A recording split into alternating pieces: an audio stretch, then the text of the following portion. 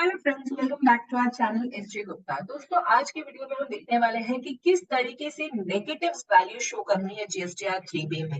Negative value आपके output side पे भी हो सकती है, यानी कि आपके जो क्रेडिट नोट्स हैं वो आपकी जो आउटवर्ड सप्लाई की जो वैल्यू है उससे ज्यादा है, जिस वजह से आपका नेट अमाउंट नेगेटिव में आ रहा है।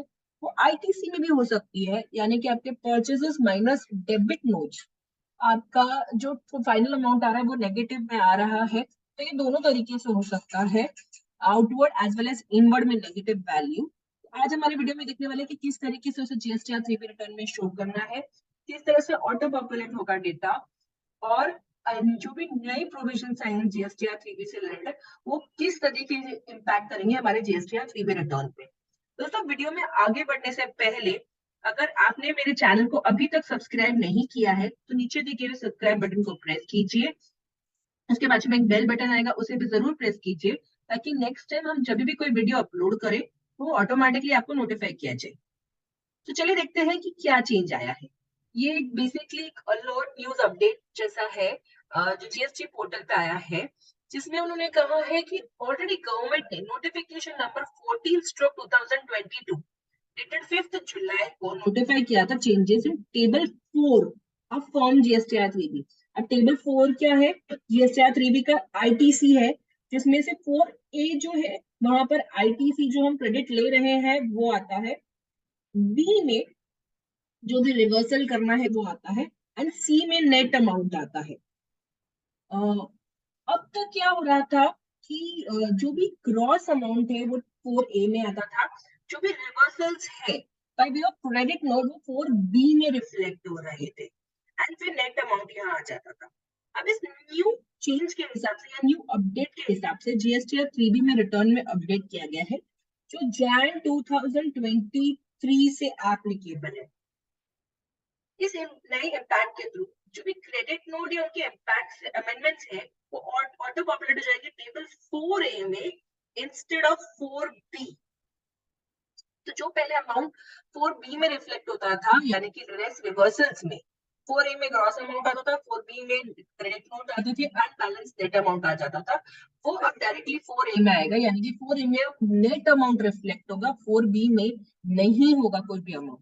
बेसिकली जो 4B है, जिसमें मेरा अंडरस्टैंडिंग है 4B रिवर्सल है जीएसटी का उन केसेस में जहां पर आपको एक्चुअली रिवर्स करना है क्रेडिट, क्योंकि या तो आपने पेमेंट नहीं किया है आपके वेंडर को टाइम से, या फिर वो क्रेडिट जो आप यूज कर रहे हैं वो कोई एग्जाम सर्विसेज के सामने या फिर एग्जाम के सामने है, या फिर वो इनएलिजिबल क्रेडिट है, जैसे कि वो कोई इमर प्रॉपर्टी से रिलेटेड है या फिर मोटर कार से रिलेटेड है जो कि इनएलिजिबल है। तो इन दैट केस आपको क्रेडिट ऊपर दिखाओगे और फिर नीचे उसे रिवर्स करोगे। यहाँ पर क्रेडिट नोट जो है वो कोई एक्चुअली इनएलिजिबल क्रेडिट नहीं है, ना ही कोई रिवर्सल है वो एज पर लॉ।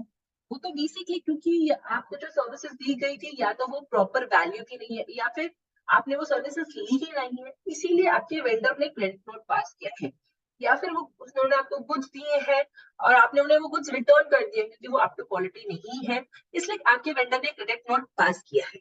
तो क्रेडिट नोट बकायदा यहाँ बी में आने का कोई मतलब नहीं था, बट क्योंकि जो जीएसटीआर 3B का ये जो टेबल है वो ऑटो पॉपुलेट होता है आपके जीएसटीआर 2B से, तो ऑटोमेटिकली इससे पहले क्या होता था, यहाँ पर ग्रॉस अमाउंट आ जाता था जो ये टैब्स हैं, और यहाँ पर क्रेडिट नोट्स आते थे, एंड बैलेंस यहाँ नेट अमाउंट आता था। अब ये एडवाइजरी के थ्रू या फिर ये अपडेट के थ्रू गवर्नमेंट ने ये बताया है कि जो क्रेडिट नोट्स है या फिर उनके अमेंडमेंट्स है उसका नेट इम्पैक्ट टेबल 4A में ही आ जाएगा, और अदर्स में क्रेडिट नोट का इम्पैक्ट नहीं आएगा। उन्होंने ये भी लिखा है कि अगर आपका जो क्रेडिट नोट का मैं इम्पैक्ट देता हूँ और अगर आपकी जो टोटल वैल्यू है वो नेगेटिव हो जाती है, तो जो टेबल 4 है उसमें डायरेक्टली नेगेटिव फिगर आएगा, पॉजिटिव नहीं आएगा या फिर जीरो नहीं आएगा। देखिए मैं पढ़ती हूँ वो लाइन को। The impact of credit note and the amendments will now be auto-populated table 4A instead of 4B। तो यहाँ देखो, यहाँ लिख रहे क्लियरली कि 4A में अब नेट वैल्यू आएगा, 4B में अभी नहीं कुछ भी आएगा, एटलीस्ट क्रेडिट नोट से रिलेटेड नहीं आएगा। फिर सेकंड लिखा है, in case the value of credit note becomes higher than the sum of invoices and debit notes put together, then the net ITC would become negative, यानी कि आपका जो ITC है और आपने जो क्रेडिट नोट्स पास किए उसके बाद जो वैल्यू अगर वो नेगेटिव आ रहा है, तो the taxpayers will be allowed to report negative value in table 4. Also, taxpayer now entered negative values in table 4D. Table 4D जो है वो डिस्क्लोजर से रिलेटेड है, जहां पर आपने जो भी रिवर्सल्स किए हैं उसके डिस्क्लोजर आपको 4D में देने हैं। तो यहाँ पर उन्होंने कहा है कि अगर आपका जो क्रेडिट नोट की वजह से आपका आईटीसी नेगेटिव में जा रहा है, तो आपको 4A और 4D में नेगेटिव अमाउंट्स रिपोर्ट करने हैं। उन्होंने यही सेम अपडेट या मॉडिफिकेशन जो भी जीएसटी 2B में आता है और उसमें भी इम्पैक्ट चेंजेस कर दिए हैं, बिकॉज आपका जीएसटी 2B से ही आपका जो table 4A of GST 3B है वो बनता है। तो जो भी इम्पैक्ट चेंजेस उनको जीएसटी 2B में देने हैं, वो चेंजेस उन्होंने जीएसटी 2B में भी कर दिए हैं। यहाँ पर अपने को सबसे ज्यादा इम्पोर्टेंट पॉइंट याद देना है कि ये जनवरी 2023 से एप्लीकेबल है।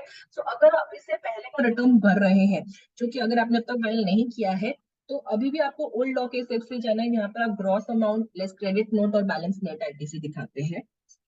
तो चलिए मैं एक एग्जांपल आपको दिखाती हूँ। यहाँ पर जैसे मान लीजिए आपका आईटीसी ग्रॉस अमाउंट 1000 रुपीज है, क्रेडिट नोट 100 रुपीज है। तो अगर आप जैन 2023 के पहले का रिटर्न फाइल कर रहे हैं या फिर पहले का रिटर्न देख रहे हैं, तो आपको टेबल 4A में 1000 रुपीज दिखेगा, 4B में 100 रुपीज दिखेगा और नेट अमाउंट फिर 900 आ जाएगा 4C में।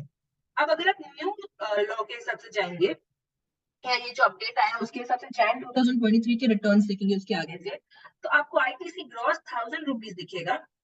सॉरी, क्रेडिट नोट अगेन यहाँ 100 है, आपको टेबल 4A में डायरेक्टली 900 दिखेगा और 4B ब्लैंक दिखेगा। तो डायरेक्टली नेट इंपैक्ट आपका 900 यहाँ आ जाएगा सी में। तो ये फर्क है जो इस अपडेट के थ्रू आया है, जहां पर पहले क्रेडिट नोट 4B में दिखते थे और ग्रॉस अमाउंट 4A में दिखता था, अब directly net amount directly 4A में दिखेगा। ये तो था इनपुट से रिलेटेड। अब क्वेश्चन आ जाता है आउटपुट से रिलेटेड, यानी कि अगर आपके आउटपुट में नेगेटिव वैल्यूज है तो क्या होगा। तो दोस्तों इसका आंसर सेम है जो पहले था, कि जो टेबल 3 है 3.1, जहां पर आप बेसिकली अपने आउटपुट सप्लाईज की डिटेल डालते हो, वहां पर अगर आपका नेगेटिव अमाउंट आ रहा है, तो अभी भी सिस्टम वो नेगेटिव अमाउंट एक्सेप्ट नहीं करता है। आपका जितना भी अमाउंट आप एडजस्ट कर पा रहे हो इस रिटर्न के साथ, अब वो एडजस्ट करोगे। बैलेंस जो भी क्रेडिट नोट का अमाउंट आपका बच जाता है एडजस्ट करने के लिए, वो आपको कैरी फॉरवर्ड करना पड़ेगा अपने नेक्स्ट रिटर्न के लिए। और नेक्स्ट रिटर्न में जो भी टैक्सेबल वैल्यू रहेगा, आप उसके साथ ही एडजस्ट करते जाएंगे। इसके चलते काफी जगह पे ऐसा होगा कि जीएसटीआर 1 और जीएसटीआर 3B में डिफरेंसेस रहेंगे, क्योंकि जीएसटीआर 1 में नेगेटिव वैल्यूज अलाउड होती हैं, जिसकी वजह से आप जो भी क्रेडिट नोट है उसका कंप्लीट इंपैक्ट जीएसटीआर 1 में दे पाते हो।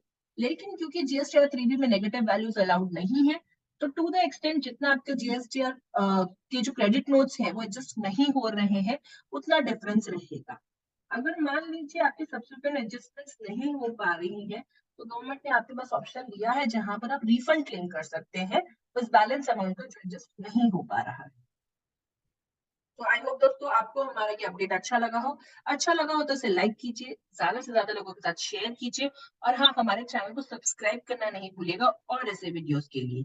आप यूट्यूब के अलावा हमें लिंक्डइन, फेसबुक, इंस्टा और ट्विटर पे भी फॉलो कर सकते हैं। Thank you.